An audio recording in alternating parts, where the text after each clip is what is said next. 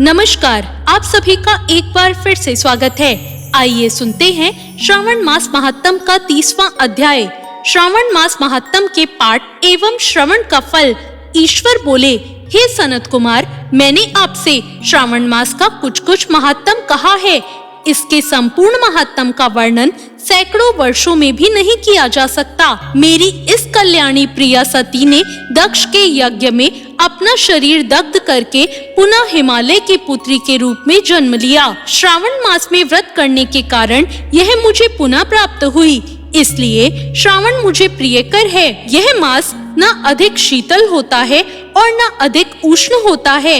राजा को चाहिए कि श्रावण मास में श्रौताग्नि से निर्मित श्वेत भस्म से अपने संपूर्ण शरीर को उद्धूलित करके जल से आर्द्र भस्म के द्वारा मस्तक, वक्ष स्थल, नाभि, दोनों बाहु, दोनों कोहनी, दोनों कलाई, कंठ, सर और पीठ इन 12 स्थानों में त्रिपुंड धारण करें। मानस्तों के मंत्र से अथवा सद्योजात आदि मंत्र से अथवा षडाक्षर मंत्र ओम नमः शिवाय से भस्म के द्वारा शरीर को सुशोभित करें और शरीर में 108 रुद्राक्ष धारण करें। कंठ में 32 रुद्राक्ष, सर पर 22, दोनों कानों में 12, दोनों हाथों में 24, दोनों भुजाओं में 8-8, ललाट पर 1 और शिखा के अग्रभाग में 1 रुद्राक्ष धारण करें।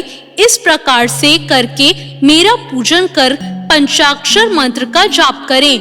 हे विपेंद्र, श्रावण मास में जो ऐसा करता है वह मेरा ही स्वरूप है, इसमें संदेह नहीं है। इस मास को मेरा अत्यंत प्रिय जानकर केशव की तथा मेरी पूजा करनी चाहिए।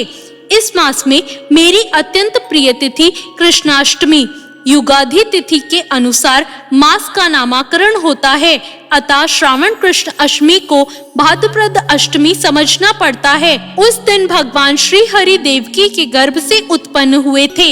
हे सनत कुमार, ये मैंने आपको संक्षेप में बताया है। अब आप और क्या सुनना चाहते हैं?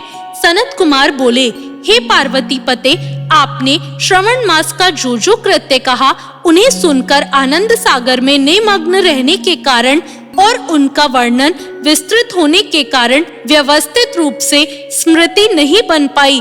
अतः हे नाथ, आप क्रम से सबको यथार्थ रूप से बताइए।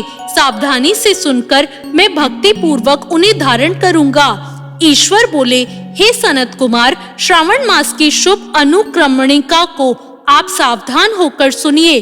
सर्वप्रथम शौनक का प्रश्न, तत्पश्चात सूची का उत्तर, श्रोता के गुण, आपके प्रश्न, श्रावण की व्याप्ति, उसकी स्तुति, पुनः हे मुने आपका विस्तृत प्रश्न, उसके बाद नाम कथन सहित आपके द्वारा की गई मेरी स्तुति, फिर क्रम से उद्देश्य पूर्वक मेरा उत्तर, पुनः आपका विशेष प्रश्न, उसके बाद नत वक्त की विधि, रुद्राभिषेक कथन, इसके बाद लक्ष्य पूजा विधि, दीपदान, फिर किसी प्रिय वस्तु का परित्याग, पुनः रुद्राभिषेक करने तथा पंचामृत ग्रहण करने से प्राप्त होने वाला फल, इसके बाद पृथ्वी पर शयन करने वाला मौन व्रत धारण करने का फल, तत्पश्चात मासोपवास में धारणा पारणा की विधि, इसके बाद सोमाख्यान में लक्ष्य रुद्रवर्ती विधि, इसके कोटिलिंग विधान, इसके बाद अनोदान नामक व्रत कहा गया है।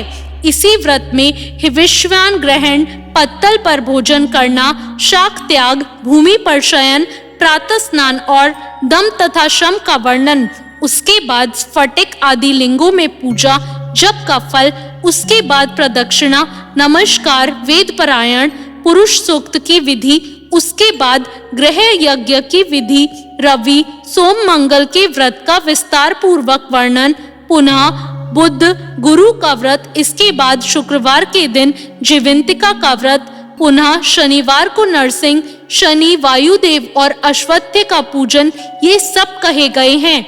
उसके बाद रोटक व्रत महात्म, औदुंबर व्रत, स्वर्ण गौरी व्रत, दूर्वा गणपति व्रत, पंचमी तिथि में नाग व्रत, षष्ठी तिथि में सुपोदन व्रत, इसके बाद शीतला सप्तमी नामक व्रत, देवी का पवित्रारोपण, इसके बाद दुर्गा कुमारी की पूजा, आशा व्रत, उसके बाद दोनों एकादशियों का व्रत, पुनः श्री हरि का पवित्रारोपण, पुनः त्रयोदशी तिथि को कामदेव की पूजा, उसके बाद शिव जी का पवित्रक धारण, पुनः उपाकर्म, उत्सर्जन तथा श्रवणा कर्म, इसका वर्णन किया गया है।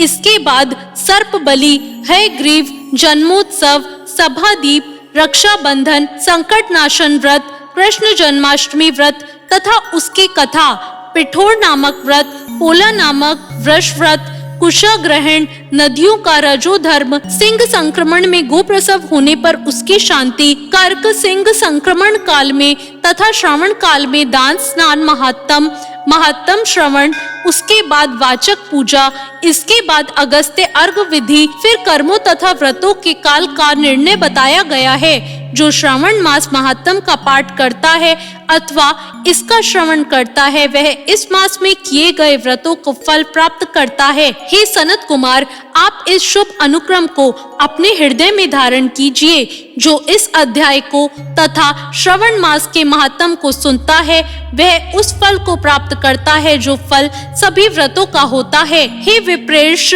अधिक कहने से क्या लाभ? श्रावण मास में जो विधान किया गया है, उनमें से किसी एक व्रत का भी करने वाला मुझे प्रिय है। सूत जी बोले, हे शौनक, शिव जी के अमृत में इस उत्तम वचन का अपने कर्णपुट से पान करके सनत कुमार आनंदित हुए और कृतकृत्य हो गए। श्रवण मास की स्तुति करते हुए तथा हृदय में शिव जी का स्मरण करते हुए वे देवर्षि श्रेष्ठ सनत कुमार शंकर जी से आज्ञा लेकर चले गए। जिस किसी के समक्ष इस अत्यंत श्रेष्ठ रहस्य को प्रकाशित नहीं करना चाहिए, हे प्रभु, आपकी योग्यता देखकर ही मैंने इसे आपसे कहा है। इस प्रकार श्री स्कंद पुराण के अंतर्गत ईश्वर सनत कुमार संवाद में श्रावण मास महात्म में अनुक्रमणिका कथन नामक 30वां अध्याय पूर्ण हुआ। तो ये था 30वां अध्याय। आपको ये अध्याय कैसा लगा, कमेंट करके जरूर बताएं। चैनल को सब्सक्राइब करें, वीडियो को लाइक करें। धन्यवाद।